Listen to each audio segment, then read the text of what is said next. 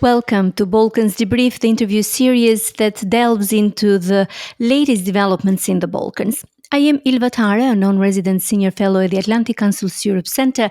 Today I am delighted to have with us His Excellency Jeffrey Hovenier, the United States Ambassador to Kosovo, during a time of ongoing challenges and important developments.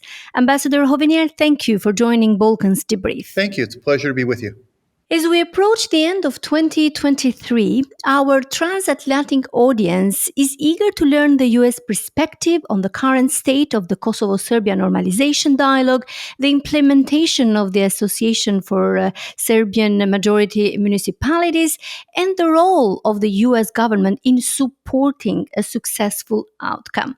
And let's start with the question that is on the minds of many in Kosovo and beyond.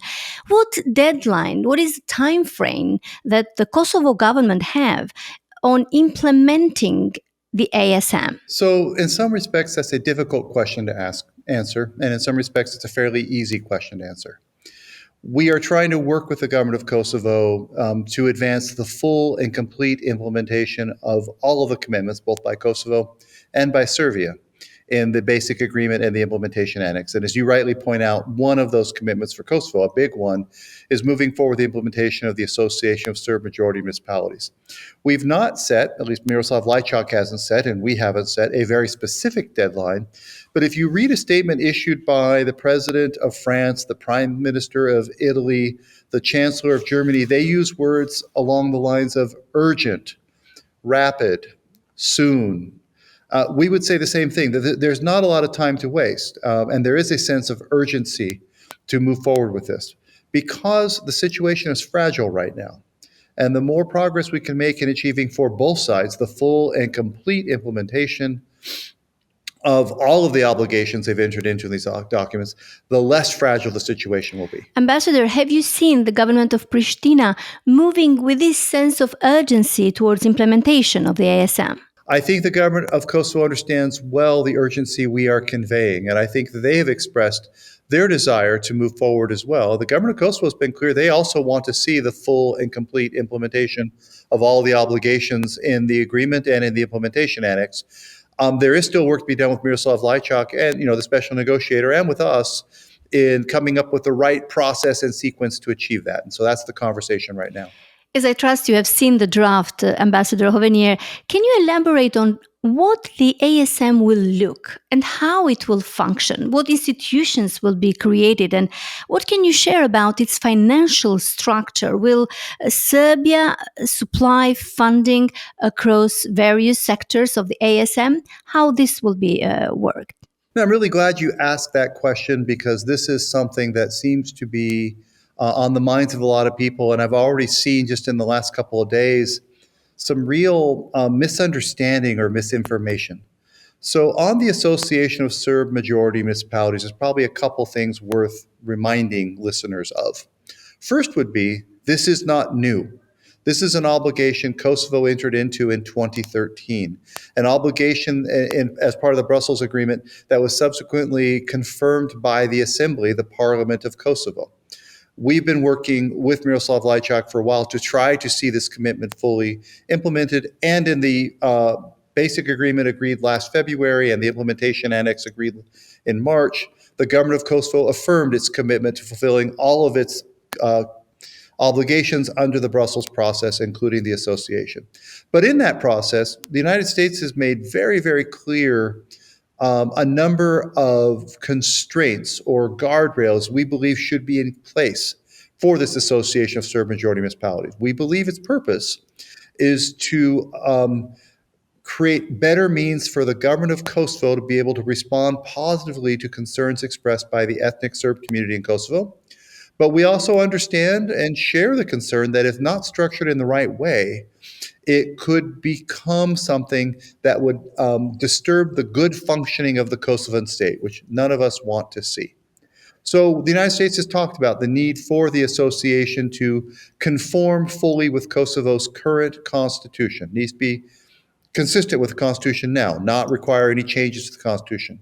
It needs to be consistent with a earlier Constitutional Court decision about an earlier proposal for the association, which was found by the Constitutional Court not to fully conform with the Constitution.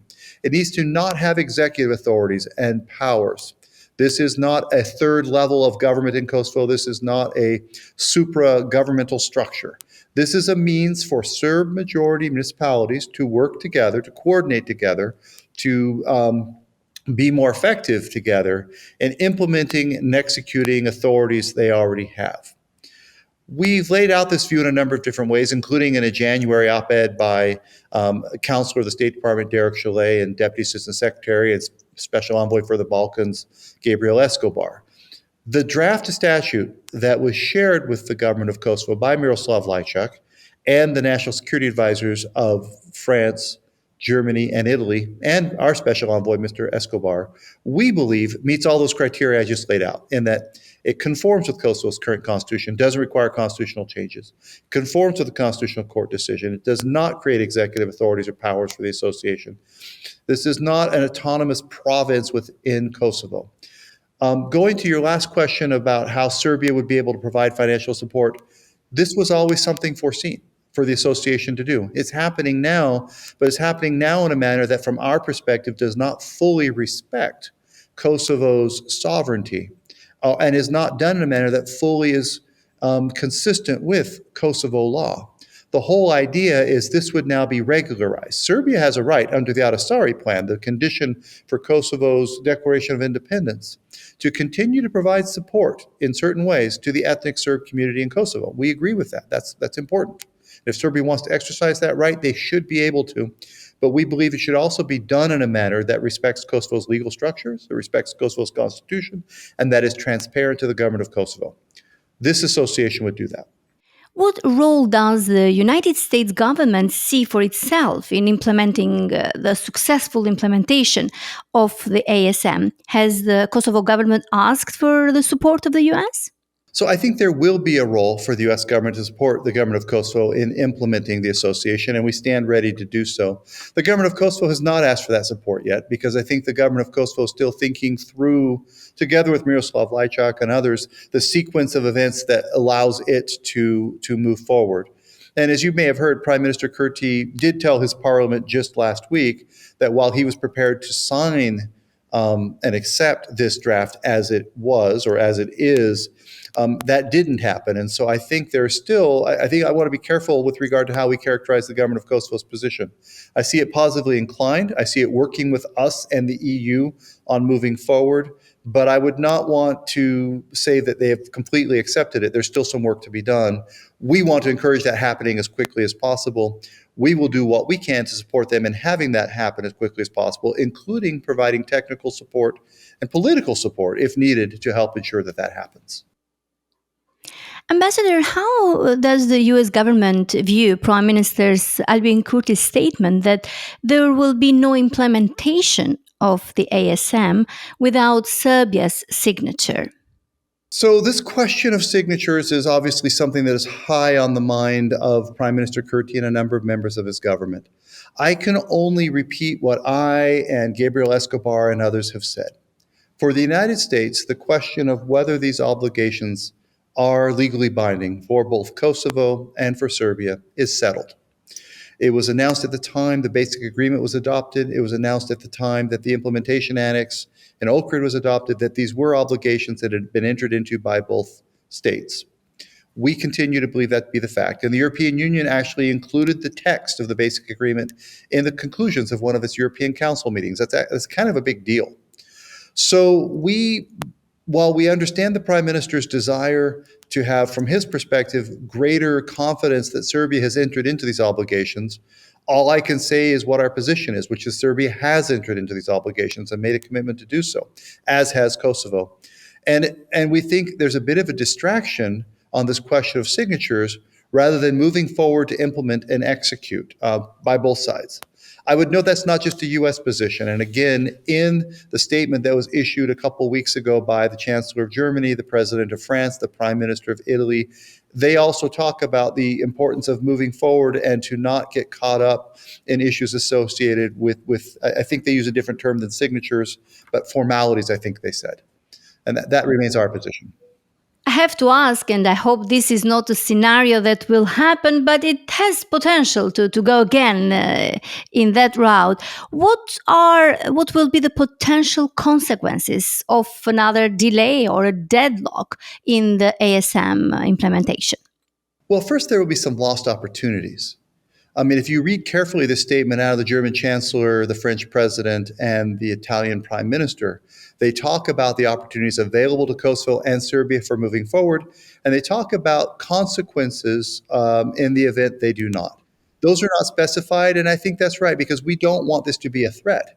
Rather, there's enormous possibilities for both countries if they move forward.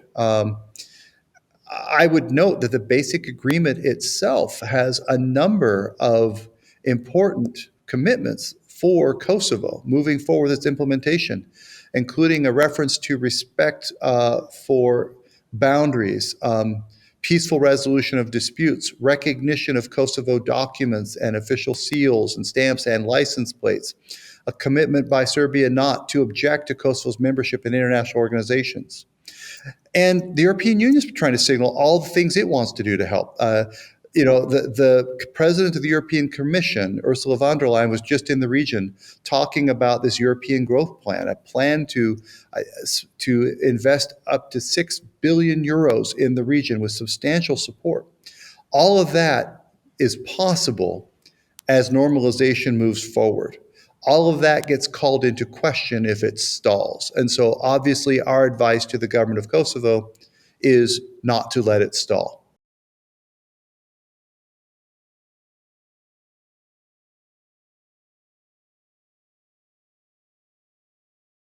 First, I want to be careful to characterize my understanding of what was in their statement, which was they note the importance of Kosovo, the three leaders note the importance of Kosovo moving forward with the association, and they note the importance of Serbia coming to terms with its de facto recognition of Kosovo. And I believe that refers to the obligations Serbia entered into in the basic agreement. Not more than that, but that's a very significant set of obligations on Serbia.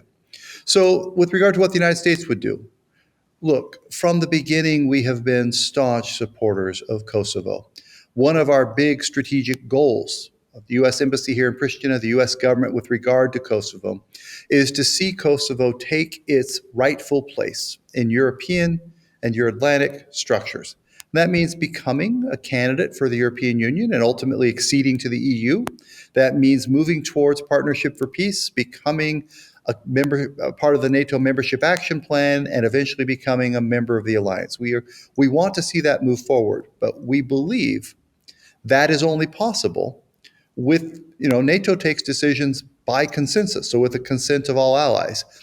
And so that means that Kosovo has got to move forward in this EU-facilitated process to achieve a repositioned relationship with Serbia, this normalized relationship achieved through the basic agreement that opens the pathway for us to do more hard work to advance that. Ambassador, can I get your comment on Kosovo's president, prime minister, and speaker of parliament preparing a lawsuit for genocide against Serbia? How does the US see this move? We're still analyzing this move, and of course, they only announced a few steps today, so it's fairly new, and I want to be careful with regard to my reaction. I would just say that there's a couple of points I would like to make. The first is, I believe it benefits all the countries of the region to be more focused on the future than the past. There's a lot for Kosovo in its future, and we are working hard to advance that future together. Now, the second point I want to make, however, is that doesn't mean that we should just forget about significant violations of international humanitarian law or war crimes. And the international community has tried to do its part to hold people accountable. There is still a need for justice in this region, and we accept that. But how Kosovo proceeds on this is, again, got to be done, just as for other countries in the region, very, very carefully. That you satisfy the very legitimate need for justice and closure, And I recently met with representatives of family members who have loved ones who are still missing, almost 25 years after the war. And we desperately want them to know the status of their loved ones and to be able to at least have some closure. But on the other hand, we don't want them to move forward in a way that actually complicates this really positive future available to Kosovo if it will work with us in the European Union to advance its place in European and Euro-Atlantic structures. And I agree, delving into the past may create more obstacles to build a new future, a better future. But let's talk about the very recent past of September 24th attack in Banjska. I've read your comments in Politico when the event happened that the US knows that the attack was coordinated and sophisticated, and that the quantity of weapons suggested that it was serious and it planned to destabilize security in the region. Based on the evidence that you have now, what is the US conclusion regarding Serbia's involvement in the attack? So our investigation is concluding, and we are not ready to make all of the elements of our assessment. That's probably a better way of describing it than investigation public. But I want to repeat a few things that I've said in the past about this. We take this event very seriously. We do see it as a coordinated, consolidated, sophisticated effort to train and equip paramilitary forces with sophisticated munitions, with the intention potentially of destabilizing the region, and the north in particular, the north of Kosovo. It was a direct threat to Kosovo's security and sovereignty, and it was obviously a tragedy. One Kosovo police officer was killed, many others could have been. So we do not take this lightly. We have said, I have said, other government officials have said, including Secretary of State Blinken have said, those responsible will need to be held accountable, and that remains our position. We have said that in a number of different ways. And as our investigation concludes, and as we identify those responsible, we will reiterate our expectation that those responsible are held accountable. And what is the US position on Milan Radojic's prosecution and extradition to Kosovo, as the government is asking? So Mr. Radojicic, through his lawyer, made a statement at one point in which he expressed that he had been present during the attack and expressed that he had been responsible for organizing the attack. In a U.S. system, that would be sufficient grounds, I believe. I'm not a prosecutor or an attorney, but that would be sufficient grounds, I believe, to proceed with a criminal case. We believe that Mr. Radojicic is amongst the people who needs to be held accountable, and we expect that to happen. Ambassador, what is the roadmap, the next steps, apart from the ASM, for the normalization dialogue between Kosovo and Serbia? Yeah. So if you look carefully at what Miroslav Lajčák, the special representative, has said, and if you look at, the statement from the three European leaders, you'll see an expression of an expectation of what I would kind of refer to as parallel tracks, that Kosovo has to do some things urgently, and that includes moving forward with the establishment of the Association of Serbian Majority Municipalities. But Serbia has to do some things urgently, and that involves it putting into place actions that are consistent with the commitments it has entered into in the basic agreement and the implementation annex. And that is the next step. And I know that Mr. Lajčák and his team have been consulting both with Pristina and Belgrade, including a visit by Miroslav Lajčák this week here to Pristina, with the eye of soon having a meeting of special negotiators and an effort to narrow differences on this expectation and calendar and plan for implementation. That is the roadmap.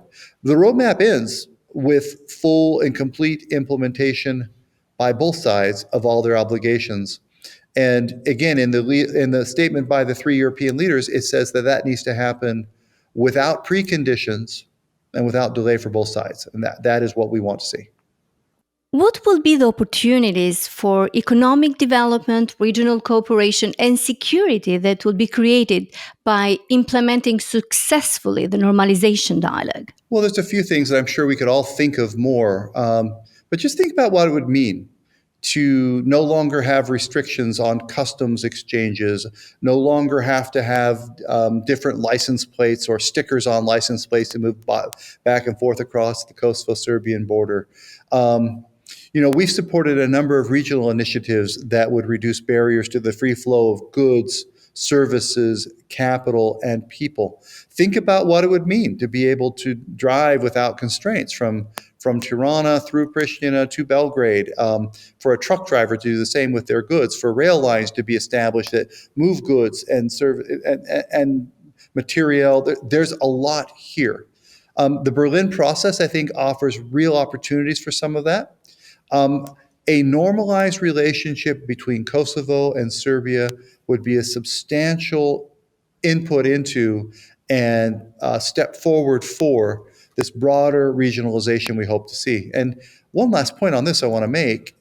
If you think about the region, it's dynamic, it's capable, it offers a lot, but it is much more likely to be an attractive source of investment and an attractive source of exports if it is operating as a region rather than as a collection of small independent countries. Not that the countries won't remain independent, but on economic terms, there's a real strength to regionalization.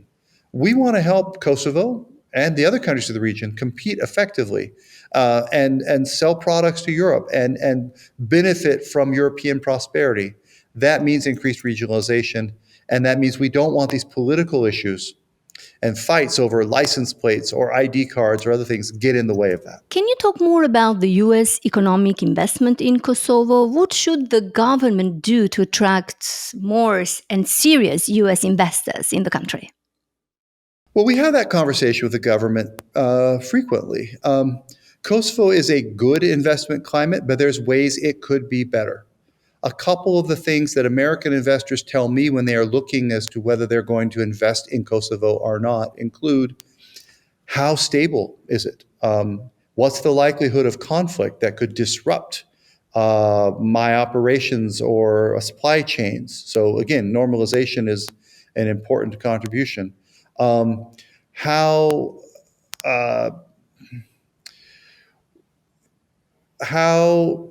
confident can I be that a court system will be responsive to disputes?